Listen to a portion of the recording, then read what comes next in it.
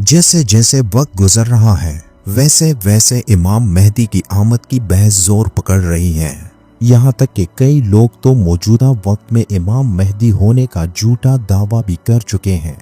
आज जिस तेजी से दुनिया में बेअमनी और बेसकूनी का माहौल बन रहा है तो लोग एक ऐसे मसीहा की आमद के मुंतजर हैं जो दुनिया में अमन कायम करे। और हदीस पाक की रोशनी में क़यामत से पहले ऐसा सिर्फ हजरत इमाम मेहदी के दौर में होगा, लेकिन उससे पहले दुनिया उस स्टेज पर पहुंच चुकी होगी कि जब एक शख्स मौत को सबसे बड़ी आज़ादी समझेगा, तब एक ऐसे शख्स की आमद का ऐलान होगा जो इस दुनिया में वही हुकूमत कायम करेंगे जो आज से 1400 साल पहले रियासत मदीना में कायम हुई थी। वो शख्स हजरत इमाम मेहदी अलैहिस्सलाम होंगे, जिनके बारे में हम काफ़ी कुछ सुन चुके हैं। लेकिन मौजूदा दौर में जो सबसे ज़्यादा बहस उनकी शख्सियत पर हो रही है वो ये कि हजरत इमाम मेहदी शिया होंगे या सुन्नी। ये ऐसा सवाल है जो किसी भी आकिल बालिग इंसान को आसानी से गुमराह कर सकता है। और फितनों के इस दौर में ये काम इंतहाई आसान हो चुका है, जहां सोशल मीडिया पर ऐसी कई बातें सामने आ जाती हैं जिनके बारे में सवाल और जवाब हमारे जहनों में शक का बीज ऐसे बोता है जिसका इख्तिताम तबाही के सिवा कुछ नहीं।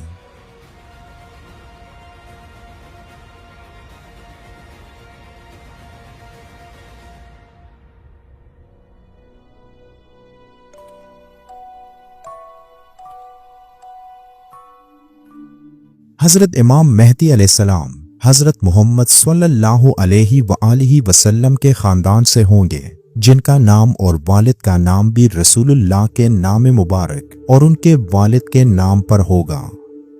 ये ऐसी शख्सियत होंगे जिन्हें अल्लाह एक ही रात में मेहदी बनाएंगे और दुनिया के वो मुसलमान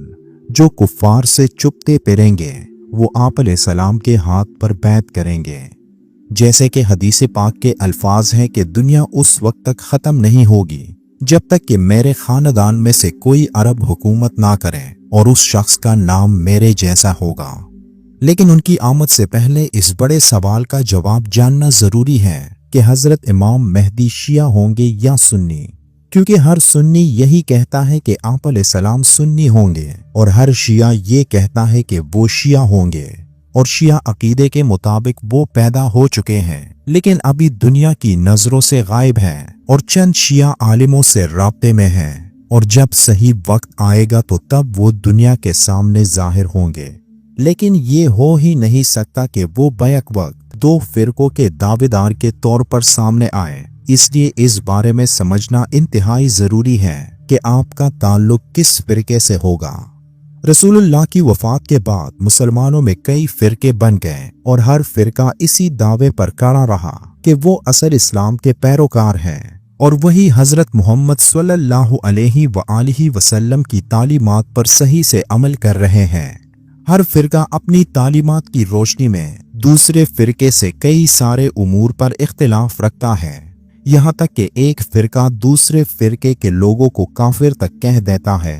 हकीकत की नज़र से देखा जाए तो ये इस्लाम में कहीं नहीं कि आप किसी को काफिर कर दो और किसी को मुसलमान। फरमाने नबवी है कि तुम मेरे बाद काफिर ना हो जाना कि उनकी तरह एक दूसरे की गर्दन मारने लगो। अहले सुन्नत के नज़दीक हज़रत इमाम मेहदी के वालिद का नाम अब्दुल्ला है और शिया के नज़दीक आपके वालिद का नाम हसन है और वो इमाम हसन अस्करी हैं। अहले सुन्नत के नज़दीक हज़रत इमाम मेहदी हज़रत इमाम हसन की नस्ल से हैं और शिया के नज़दीक आप हज़रत इमाम हुसैन की नस्ल से हैं। अहले सुन्नत इस बात के कायल हैं कि आखिरी ज़माने में हज़रत इमाम मेहदी की विलादत होगी और शिया इस बात के कायल हैं कि 15 शाबान 655 हिजरी को हज़रत इमाम हसन अस्करी के फर्जंद हज़रत इमाम मेहदी की विलादत हो चुकी है। लेकिन असल सवाल ये है कि कौन अपनी बात में दुरुस्त है, अहले सुन्नत या अहले तशी। सुन्नी और शिया फिरकों में एक बात ये कॉमन है कि हज़रत इमाम मेहदी अलैहिस्सलाम एक लीडर बनकर आएंगे और तमाम मुसलमानों को मुत्तहिद करके दुनिया में अमन कायम करेंगे। तमाम अहदीस के मुताले से यही बात मालूम होती है कि हज़रत इमाम मेहदी जब तशरीफ़ लाएंगे तो वो ना खुद को शिया कहेंगे और ना सुन्नी, बल्कि वो खुद को रसूलुल्लाह के उम्मती और मुसलमान कहेंगे और उन्हीं तालीमात पर चलेंगे जो तालीमात हजरत मोहम्मद सल्लल्लाहु अलैहि वआलिहि वसल्लम ने हमें दी। और आप सल्लल्लाहु अलैहि वआलिहि वसल्लम की तालीमात में कहीं सुन्नी शिया का जिक्र नहीं, जबकि एक जगह आपका इरशाद है कि क़यामत से पहले मुसलमानों में 70 फिरके होंगे जिनमें से सिर्फ एक जन्नत का हकदार होगा जो असल में मेरी तालीमात और कुरान की पैरवी करने वाला होगा। हजरत अब्दुल्ला बिन मसूद रज़ियल्लाहु ताला अन्हु से रिवायत है कि रसूलुल्लाह ने इरशाद फरमाया कि अगर दुनिया का एक दिन भी रह जाएगा तो अल्लाह ताला उस दिन को लंबा कर देगा, यहाँ तक कि उसमें एक शख्स को मुझसे या मेरे अहले बैत में से इस तरह जाहिर करेगा कि उसका नाम मेरे नाम पर और उसके वालिद का नाम मेरे वालिद के नाम पर होगा। वो अदलो इंसाफ से जमीन को भर देगा जैसे कि वो जुल्म जोर से भर दी गई है।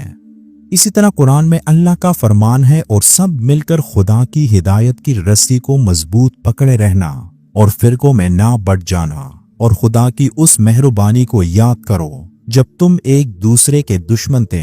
तो उसने तुम्हारे दिलों में उल्फत डाल दी और तुम उसकी मेहरबानी से बाई बाई हो गए, और तुम आग के उस गड्ढे के किनारे तक पहुंच चुके थे तो खुदा ने तुमको उससे बचा लिया। और इसी तरह खुदा तुमको अपनी आयतें खोल खोल कर सुनाता है ताकि तुम हिदायत पाओ। इस आयत में अल्लाह ने वाज़े अल्फाज से बताया है कि मुसलमान वो हैं जो फिरकों में ना बटे ताकि हक पर कायम रह सके। और अहदीस पाक से ये साबित है कि हजरत इमाम मेहदी एक ऐसे लीडर होंगे जो मुसलमानों को उन्हीं तालीमात के गिर्द मुत्तहिद करेंगे जो तालीमात हमें रसूलुल्लाह ने हदीस पाक और कुरान की सूरत में बताए। और ये इस बात का सबूत है कि हजरत इमाम मेहदी का ताल्लुक किसी भी फिरके से नहीं होगा, क्योंकि फिरका परस्ती से ही मुसलमानों के अंदर इतनी दरारें पड़ चुकी हैं कि कोई ये नहीं जान सकता कि कौन हक पर है। इसीलिए इमाम मेहदी अलैहिस्सलाम कुफ्फार से मुकाबले के साथ साथ मुसलमानों के अंदर इन फिरका परस्ती को भी खत्म करेंगे और मुसलमानों को एक बार फिर उस एक सफ पर लाएंगे जो आज से 1400 साल पहले सहाबा के दौर में हर किस्म के फिरकों से पाक था, जिसका सबसे बड़ा सबूत रसूलुल्लाह के ये मुबारक अल्फाज हैं कि मुसलमान आपस में एक दूसरे से मोहब्बत, एक दूसरे के साथ रहम दिली और एक दूसरे के साथ मेहरबानी और नरमी बरतने में एक जिस्म की मिसाल है कि जब इसके एक अज़ू को तकलीफ होती है तो बाकी सारा जिस्म भी बेदारी और बुखार के साथ इसकी वजह से बेचैन रहता है।